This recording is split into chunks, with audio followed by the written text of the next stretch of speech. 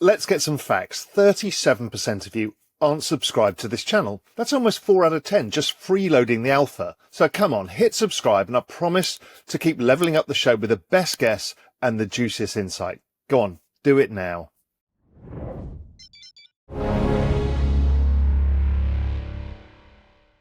Hi everyone, we're here at Solana Breakpoint conference in Abu Dhabi, and we have the pleasure of being joined by Kristin Smith, President of the Solana Policy Institute. Kristin, thank you so much for joining us. How are you doing today? I'm good, Bijan. It's a super exciting day. Great to be here with so many awesome people who are doing cool things with Solana.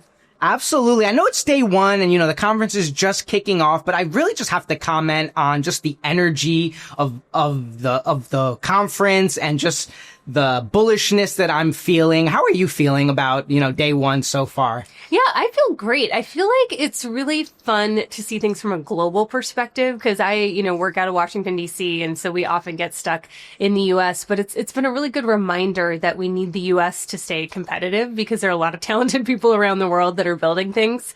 But also I think it's just exciting to talk to people who are building in the Solana ecosystem. When you get talking with policymakers, it's, we're sort of struggling sometimes to convey, what's trying to be built. And so it's fun to actually be on the ground with the people who are building. Cause I think Solana has so much potential and we've really hit this, breakpoint moment, which I guess that's why we're calling it Breakpoint, where I think, we're really going to see some amazing things happening in 2026. Yeah, absolutely. We're excited to see that. And let's start off with that, big picture. And you talked about the U.S., being competitive, especially with what's going on globally. Where do you see the U.S. policy-wise compared to, maybe the Europes, the Singapores, and of course, UAEs of the world? Yeah, well, I think for a long time, the U.S. was at a huge disadvantage because there were people in place, both in Congress, but also at the regulatory agencies that were very hostile towards crypto.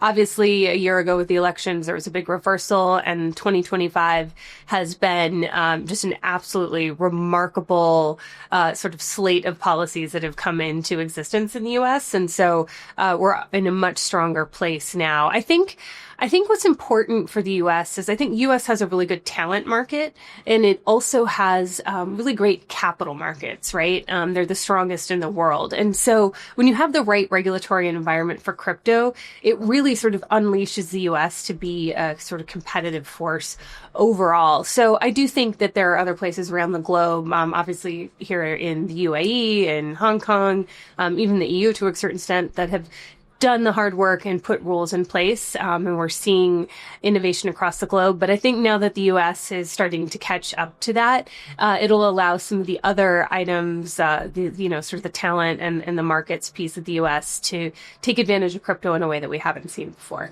Yeah, that's a conversation we often have within the Real Vision community about the, kind of the U.S. policy, especially in the past, kind of lagging behind. And we're worried about that, that flight of talent, and we want to keep that talent in. So I'm really happy that you mentioned that. And, speaking of regulation, Clarity Act is, kind of all the news when it comes to that. Can you give us some clarity on what exactly that is? Yeah. Okay. Well, this is going to be a long answer. So, I think of it more generally as the topic of market structure legislation. The House bill is called the Clarity Act. The Senate bill has a different name, but when people talk about the Clarity Act, they're talking about market structure legislation. There are a bunch of different components to that. In the U.S., we have strange securities laws that have caused a lot of confusion around what's a security or a commodity. So that sort of token classification piece is really important. Also, the ability to do fundraising with token projects has been a subject of litigation in the past. So getting that right is important. Then there are these sort of markets regulatory questions. Like, we don't have a spot market regulator for crypto in the US, so Congress needs to assign that power to one of the agencies. There's also rulemakings that could happen to bring securities markets on chain, which Congress could direct, or the SEC could do that unilaterally. And then there are these provisions around DeFi, because when you start to require spot market to have a federal regulator, I think what we in crypto think of is we want the centralized exchanges to have that regulation and all the benefits that come from it. But what we don't want to inadvertently do is apply those regulations made for intermediaries to decentralized entities. And so that then involves defining what DeFi is so we can carve DeFi out of that. So these are all of the different issues that are part of the Clarity Act, and Congress is making progress on it. I would say it is a very, very difficult task. If you look at the stablecoin legislation, that was a much, much simpler bill. This is way more complex. And I think, I know a lot of people want to get it done quickly. I'd rather get it done right than get it done fast. And I do think what's different now today is that we have regulators like the SEC and the CFTC in the U.S. that are moving forward with the authority they have. And so I think we've got some time to get the legislation right. Right. Now I actually want to touch on that. Speaking of the SEC and the CFTC, they definitely seem like they're more friendlier now than as opposed to the past. Like what else do we need from them, to kind of progress policy? Yeah, well, I mean, I think if you look at Chair Atkins or Caroline Pham, who's been the acting chair of the CFTC for some time, in their speeches, they're very bullish on crypto, and they're very excited to see markets come on chain, which is like really cool to see regulators say that, right? Like we've all been saying that in crypto for years, but now they're saying it too. And so, you have to think like let's look at the securities laws, for example, like most of them were written in the 1930s, but their concepts are sort of evergreen and can apply. And where we've had trouble in the past is particularly under Gary Gensler when he was at the SEC, he just was trying to contort the securities laws in any way possible to stop crypto. And what we have with Atkins is he's like, okay, I think most tokens aren't securities, so why don't we provide some sort of guidance that clarifies this? And we've seen this already. He's done it with meme coins and stable coins and things of that nature. And so if we can get, whether it be through formal rulemaking being kind of a long process where there's open comments and then they issue detailed rules that have the force of law, or even guidance from the regulators, I think that is a huge advantage that we will have as a country in the U.S. going forward. I think the other thing that Chair Atkins in particular has spoken about is an innovation exemption. And so maybe taking a set of circumstances and saying, all right, if you do this, we're going to exempt you from securities laws, or talk about the specific ones you have to comply with. So this could be very important for getting securities on chain, having some sort of trials and that the SEC can look at to see how it works while they go through that rulemaking process. And so we're hopeful to see that happen early in 2026. And I'm really glad you mentioned that because, in the opening speech here, that was one of the things that UAE was kind of very proud of, the speed at which they're, kind of adopting this and moving things forward. So it's really nice to hear that we have some type of, framework for that in the US. Yeah. I mean, listen, the process is a little bit cumbersome in the US, but that's by design because you don't want to rush and do policies that last forever that turn out to be broken. You want to have input. We're very big on having an open process in the U.S. And so, but the process is workable. We've seen it. We've seen executive orders this year. We've seen the Genius Act get signed into law. And we're definitely making a lot of progress in Washington. That's just such great news. So, kind of speaking of progress, what are some major policy wins that you would like to see in, 2026 and beyond? Yeah, well, 2025 obviously was an amazing year, but there are still some things we need to get done. One of those is tax legislation. I think that there are a lot of issues in the tax code where crypto doesn't necessarily make sense, or there's been prior guidance that has sort of misclassified different types of digital assets. And so getting that updated, I think, is going to be an important priority for 2026. I do think market structure, which we spoke about, is high on that list as well. I think, again, whether that be in legislative form or having the regulators kind of help take some of these issues off Congress's plate by advancing rulemakings, I think, that's kind of the other big outstanding issues that's there. I think the other thing I would point out is, we do have a little bit of an issue with the way the DOJ has interpreted part of their criminal code in the past that has led to Roman Storm, for example, facing charges. And so I think that is an issue. It's a very kind of small niche thing, but it's hugely important because we want developers to not feel like they're going to be liable if criminals decide to take their open source code and do something bad with it. We want to encourage that kind of innovation. And so I think that's an important issue that we could get fixed, ideally through legislation, but perhaps directly through the administration as well. Right. And then, one thing I thought I want to really touch on, and I thought it was very important that you said, is you want to see it done right as opposed to, with speed. So how close are we to having it being done right? Listen, I've been around for a lot of attempts at getting market structure legislation done in my, 7.5 years I've been doing this. Now, part of that at Solana Policy Institute, but also as, my former life as CEO of the Blockchain Association. And these are really complex issues. And, a part of it is it's a complex technology. And so, your average senator, for example, hasn't really gotten in and played around with this stuff. There are a lot of concepts that are very basic to you and me that are much more complex for them. But the beauty of the congressional system is you have committees that can specialize. So you don't have to have everyone understanding, but you need to have a handful of people on the committees that understand. And there are some really dedicated senators and members of the House that are working really hard to get this done. The White House has been incredibly supportive, with David Sachs, who's the AI and crypto czar there. But I would say we always have more work to do. We are, there's a turnover amongst congressional staff. You have, new members of Congress that have been elected a year ago that might be, just learning about this for the first time. And so, actually, I will make a plug for AIP, the American Innovation Project, which is a new organization that just launched. It's a 501c3, which is a slightly different tax structure. So contributions to it are tax deductible, but AIP is focused exclusively on this policymaker education concept because it's very easy for those of us in the policy world in DC to focus only on sort of those who are in the weeds and understand the issues, but we really need to get the broader education level up. And so AIP is meant to fill that gap. Yeah, absolutely. Thank you for plugging that. It's a great plug. Yeah. So you mentioned your time at the Blockchain Association. You were leading the Blockchain Association. I guess it has a, broad mandate, but what's so special about Solana? Why does that stand out to you? Yeah. Well, Blockchain Association was great. I was the very first person the board hired 7 years ago, and it was really fun to build a team and build out the services for the membership.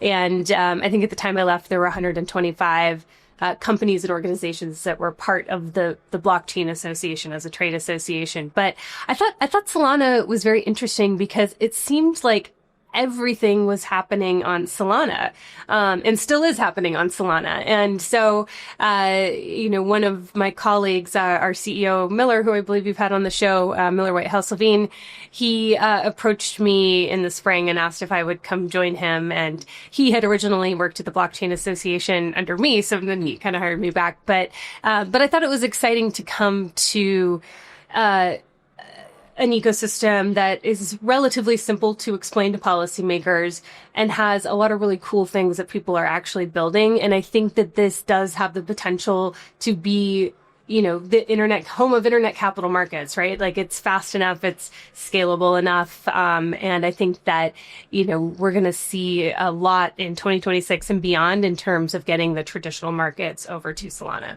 Absolutely. So I want to kind of talk to you about, kind of the impact that this policy is going to have and where that impact can show itself. So where do you see kind of the greatest impact of, these regulations and policies? Is it that in DeFi? Is it in stablecoins?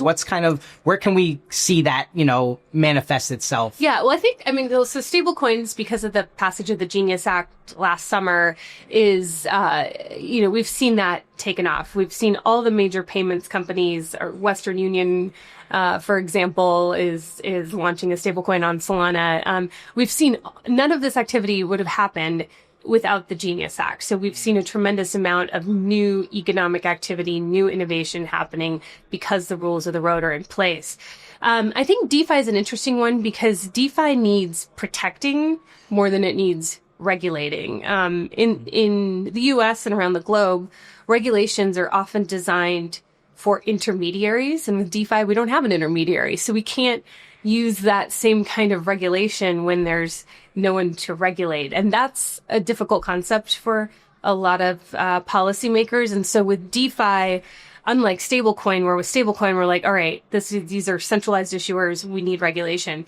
With DeFi, we need to protect it from regulation. And so it's a little bit more of a defensive position. And I think that, that doesn't mean that you can't bring a regulatory layer or a compliance layer on top. Solana has token extensions. There's all sorts of pieces you can put in there for a specific service, but we really need that protocol to remain permissionless and to not regulate at that layer. Yeah, I'm really glad you touched on that, because that's one thing I see, on crypto Twitter, right? People are kind of worried about the impact that this is going to have on DeFi. So I think it's very important that you mentioned that's kind of, we need to protect it as opposed to, regulate it. We need to protect it. And it's a really tough issue because, again, like, policymakers aren't like playing around with DeFi on the weekends, right? And so it's a difficult technological concept to get across, and it's one that is going to involve some fighting and some protecting to keep in place. But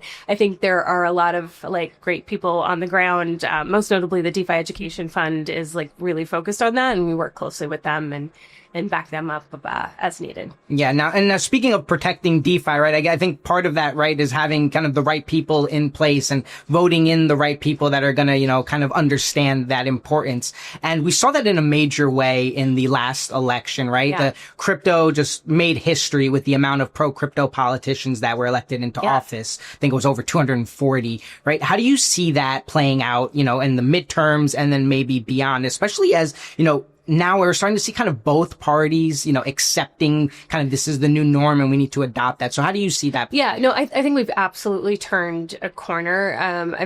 I've said before, nobody ever goes from being pro-crypto to anti-crypto. It's only the other way around. And I think, there's sort of three things crypto has going for it politically.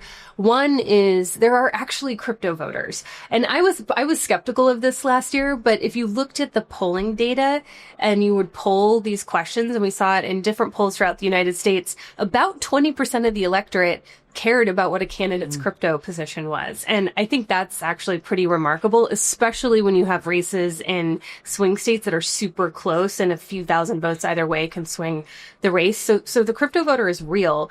The crypto advocate is super active. Stand with Crypto is an organization that has over 2 million members, and they will activate and email their members of Congress and, call their senators when needed. And so there's a really active sort of advocacy community. And then the crypto industry has gotten super organized. I mean, when I started in this space over 7 years ago, you could count on like one hand the number of people working on this stuff. And now there are all the top lawyers, all the top lobbyists, all the top communications firms are like engaged in working on this. And it's a very, very organized industry. So I don't think that's going to change. And I think that, we're going to continue, it's going to continue to be the politically smart thing to do to be pro crypto, because there's just no upside to being anti-crypto. Yeah, well said. I think we're excited to see what's going to happen on that front in 2026. Obviously, this conference it's just so great, right? Before we let you go, I want to kind of ask you just what do you want people to take away from this conversation that we've had today and just about, policy and regulation in general? Yeah, well, listen, I think the policy's evolving, right? And I think that there is a lot of work that's been done, but we have a lot of work to go. And I think that, as I just said, I think we're politically strong as an industry, and we need to keep that work up and keep the pressure on. And I don't think that we should compromise on legislation or regulation that's harmful to what we all believe in. And that I think that we should have some confidence that this is not a passing fad. Like, I think we'll be able to sustain the influence that the ecosystem and the industry has, and that we should hold out to get the best possible policy possible. Kristin, this has been a fantastic conversation, very illuminating, and I just want to thank you again for your time. And we'll be looking to see how that impact on the policy goes going forward. So thanks again. Sounds good. Thanks for having me. So you obviously like this video enough that you've got to the end. That's quite a big task. But listen, do me a favour, hit the like and subscribe button, and also check out what video's next, because I think you'll love it. But if you want even more, and when I'm talking more, I'm talking about member-generated ideas, incredible alpha, research, everything there to help you in your journey, just head to realvision.com/join for the best financial intelligence out there and the pure alpha that's within the platform.